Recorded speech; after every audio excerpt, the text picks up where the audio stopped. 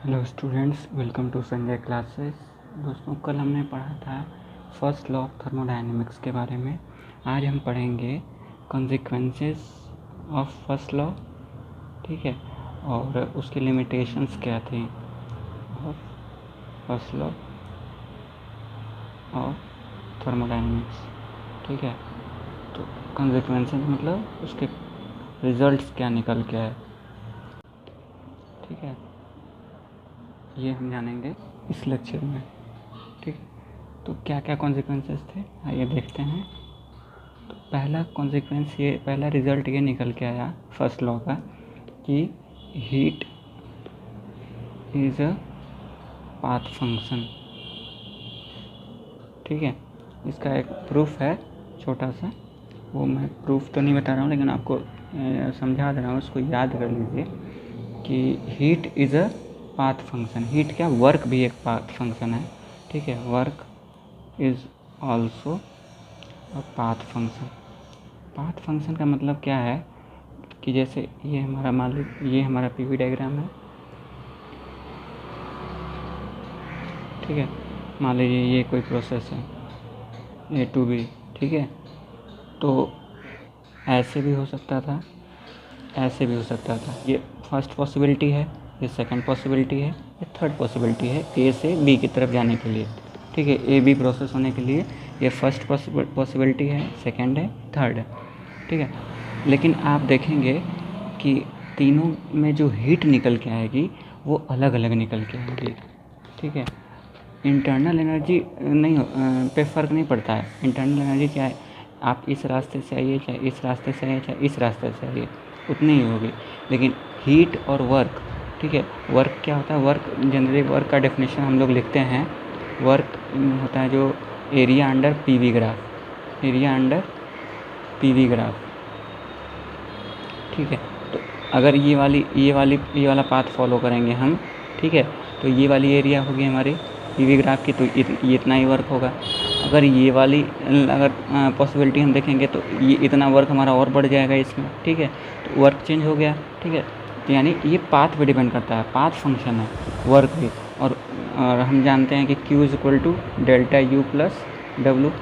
Delta U बदल नहीं रहा है, ठीक है, डब्लू बदल रहा है, डब्लू पाथ पे डिपेंड कर रहा है। इसका मतलब क्या है कि Q भी पाथ पे डिपेंड करेगा, ठीक है।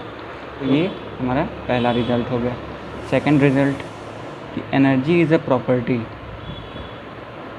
एनर्जी इज़ अ प्रॉपर्टी, ठीक है। तो प्रॉपर्टी मतलब जायदाद वाली नहीं, प्रॉपर्टी मतलब उसकी खासियत, विशेषता, कैरेक्टरिस्टिक, ठीक है। तो थर्मोडायनेमिक प्रॉपर्टीज हम लोग बोलते हैं। तो एनर्जी जो होता है वो किसी भी सिस्टम की प्रॉपर्टी होती है। प्रॉपर्टी होती है का मतलब क्या है कि हर सिस्टम के पास कुछ ना कुछ एनर्जी होती है, कितनी होगी, ठीक है, किस फॉर्म में होगी, ये उसकी अपनी प्रॉपर्टी पे डिपेंड करता है। थर्ड रिजल्ट निकल के आया था फ्लोट का, energy of an isolated system is constant, ठीक है। तो ये तो बात आप भी समझ सकते हैं। जब मैंने आपको आइसोलेटेड सिस्टम पढ़ाया था तो मैंने आपको बताया था कि आइसोलेटेड सिस्टम का किसी से कोई मतलब नहीं होता है, ठीक है। बाहर वाले इन्वायरमेंट से इसको कोई मतलब नहीं होता है, ठीक है। तो इसकी अपनी अगर एनर्जी पहले Q थी, ठीक है, तो बाद में ना इसने कुछ दिया ना कुछ लिया, ठीक है, तो इसकी एनर्जी तो कांस्टेंट ही रहेगी।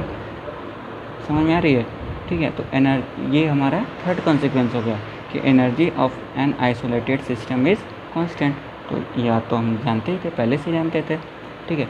तो क्या तीनों निकल के आया, एक heat is a path function, heat path पे डिपेंड करता है, हीट क्या, वर्क भी पाथ पे डिपेंड करता है, ये बात हम दोनों जान गए, ठीक है। और दूसरे कॉन्सिक्वेंस ये निकल के आया कि energy is a property, energy एक कैरेक्टरिस्टिक है। और तीसरा ये निकल के आया कि energy of an isolated system is constant. ये तो हम पहले से जानते थे, ठीक है। लिमिटेशंस कहें या ड्रॉबैक कहें, ठीक है, या drawback of first law of thermodynamics, ठीक है। क्या क्या ड्रॉबैक्स थे, क्या क्या लिमिटेशंस थी, ठीक है। जिसके बाद हम अब नेक्स्ट लेक्चर में क्या पढ़ेंगे, सेकंड लॉ ऑफ थर्मोडायनेमिक्स पढ़ेंगे। तो पहले तो इसकी लिमिटेशंस तो जान लें कि ये क्यों सेकंड लॉ की ज़रूरत पड़ गई हमें, कहाँ फेल होने लगा हमारा फर्स्ट लॉ, ठीक है। तो हमारा फर्स्ट लॉ होगा it can't tell us about, ये क्या क्या नहीं बता सकता फर्स्ट लॉ हमें, ठीक है। अमाउंट ऑफ एनर्जी इंटरेक्शन, ठीक है, या कन्वर्टेड, ठीक है, जो भी समझ लियो। तो फर्स्ट लॉ हमें ये नहीं बता सकता कि क्वांटिटी, ठीक है, अमाउंट और क्वांटिटी, ठीक है, कितनी क्वांटिटी के एनर्जी जो है वो कन्वर्ट हुई है वर्क में, ये हमें नहीं बता पाता है, ठीक है, फर्स्ट लॉ। तो फर्स्ट लॉ हमें ये नहीं बता पाता कि कितनी एनर्जी हमारी, कितनी क्वांटिटी ऑफ एनर्जी या कितना अमाउंट ऑफ एनर्जी हमारा वर्क में कन्वर्ट हुआ है, ठीक है। सेकंड इसका ड्रॉबैक क्या था, सेकंड इसका ड्रॉबैक ये था कि ये डायरेक्शन नहीं बता पाता है, ठीक है, डायरेक्शन और पॉसिबल एनर्जी कंजर्वेशन, ठीक है। ये तो बताता है कि एनर्जी कंजर्व होगी, लेकिन किस डायरेक्शन में होगी, किस में कितना होगा, इसमें कितना जाएगा, कब कितना होगा, ठीक है, ये सब नहीं बता पाता किस डायरेक्शन में, ठीक है। ये नहीं बता पाता कि वर्क में कितना जाएगा, ये नहीं बता पाता कि उसके पोटेंशियल एनर्जी में कितना होगा, उसके मैकेनिकल एनर्जी में कितना होगा, उसके इंटरनल एनर्जी में कितना होगा, हीट फ्रिक्शन से कितना लॉस होगा, ठीक है, उस सराउंडिंग में कितना लॉस होगा, ठीक है। ये नहीं, ये सब डायरेक्शन नहीं बता पाता कि किस डायरेक्शन में एनर्जी कंजर्व होगी, ठीक है। और थर्ड लिमिटेशन हमारी जो आई थी वो ये थी कि कंडीशंस नहीं बता पाता है, conditions required for inter conversion of heat and work, ठीक है। अब ऐसे तो हीट और वर्क कन्वर्ट होते हैं, हम सब जानते हैं, फर्स्ट लॉ ऑफ थर्मोडायनेमिक्स ने हमें बता दिया है, हीट वर्क में कन्वर्ट होता है, लेकिन उसके लिए कुछ स्पेसिफिक कंडीशंस भी तो होती होंगी, ये हमें फर्स्ट लॉ में नहीं पता चल पाता है, ठीक है। हमें फर्स्ट लॉ ऑफ थर्मोडायनेमिक्स से क्या क्या पता नहीं चल पाता है कि अमाउंट ऑफ एनर्जी इंटरेक्शन, कितनी अमाउंट में, कितनी क्वांटिटी में एनर्जी इंटरेक्शन हुआ, कितनी क्वांटिटी में एनर्जी कन्वर्जन हुआ, ये नहीं बता पाता है।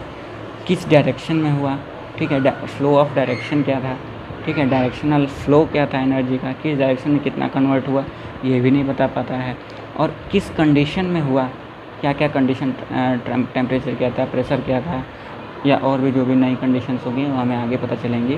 तो कौन कौन सी स्पेसिफिक कंडीशंस थी, पर्टिकुलर कंडीशन थी, किन कंडीशंस में ये इंटर कन्वर्जन हुआ है हीट का वर्क में, ये हमें नहीं बता पाता है, ठीक है। तो इन तीनों रीजंस की वजह से हमारा first law of thermodynamics fail हो गया, ठीक है। ये तीनों चीज़ हमें फर्स्ट लॉ ऑफ थर्मोडायनेमिक्स नहीं बता पाया, ये लिमिटेशंस हैं, ड्रॉबैक्स हैं हमारे फर्स्ट लॉ ऑफ थर्मोडायनेमिक्स के।